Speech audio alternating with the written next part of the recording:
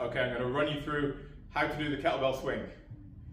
Firstly, there's two different types of kettlebell swing. There's a Russian swing and an American swing. I'm going to show you the Russian swing. I'll show you very quickly what the American swing looks like. It starts here, okay? It ends up overhead, okay?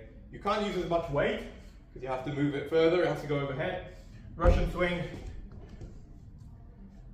comes up to around chest height, okay? I'm going to teach you the Russian swing. So, firstly, where do people go wrong with the kettlebell swing? Very often, they'll let their back round, okay? They'll let their knees come forward and they won't have the right hip drive. So how do we practice that first of all? Very quickly, and this is potentially another video, but very quickly, how do we get a hip hinge? So, get a wooden stick, a broomstick, stick it on your tailbone, between your shoulder blades, on the back of your head, okay? Keep those 3 points of contact and push your bum backwards. This is your hip hinge.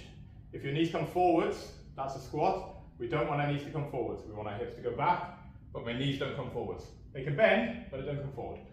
If my back rounds, this is going to start doing this, okay? So we need to keep these 3 points of contact. Nice, strong, straight back. Knees don't come forwards.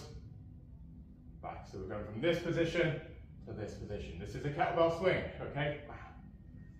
Here. It's a deadlift movement. So,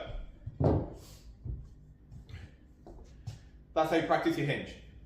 How do we initiate the swing? Okay, so, very often people will start with the weight between their feet, or they'll pick it up and they'll try and start the first rep from here, okay? Very difficult to get it moving, especially when you've got a heavy weight. Better to put the weight in front of you, okay? Grab hold of it.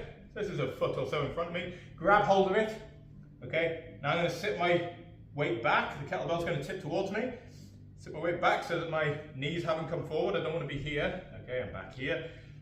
Pin my shoulder blades back, lift my chest.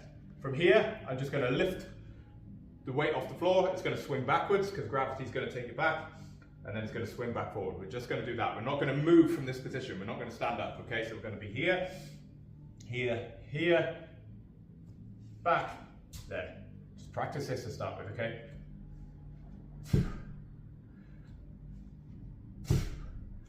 Notice when I put that kettlebell down, I'm not dropping it, I'm sliding it into the floor, okay? It's coming in at an angle, doesn't make a noise, very quiet, soft landing, okay?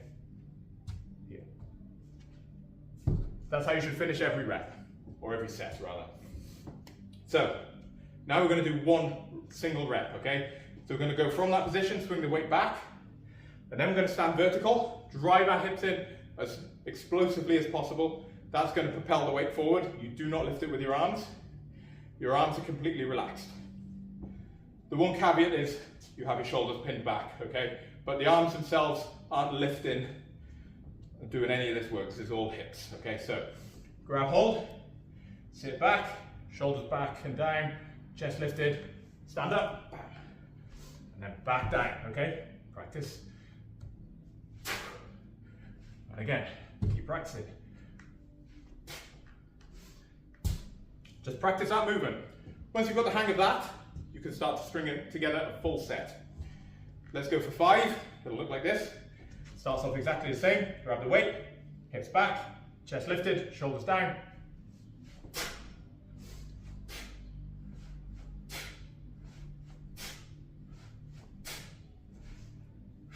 Okay.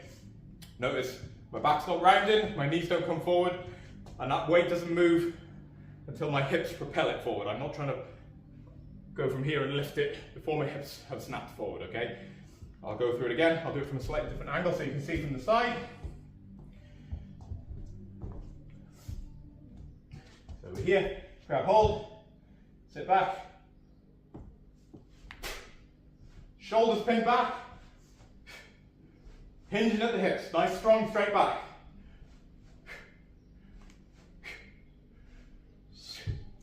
Okay, so that's your Russian kettlebell swing.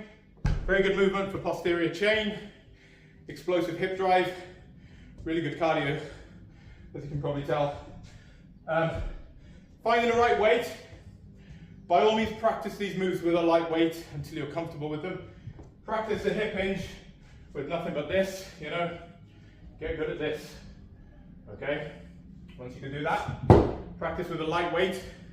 But the kettlebell swing is one of these movements where you will need a reasonable amount of weight because you need some mass to push against for it to feel right. If you're just pushing against too light of a weight, it feels like you're pushing against fresh air. It doesn't quite work. So you need some mass to drive your hips against and to propel that way. Okay, so that's a quick breakdown of your kettlebell swing. Hopefully you can put that into action.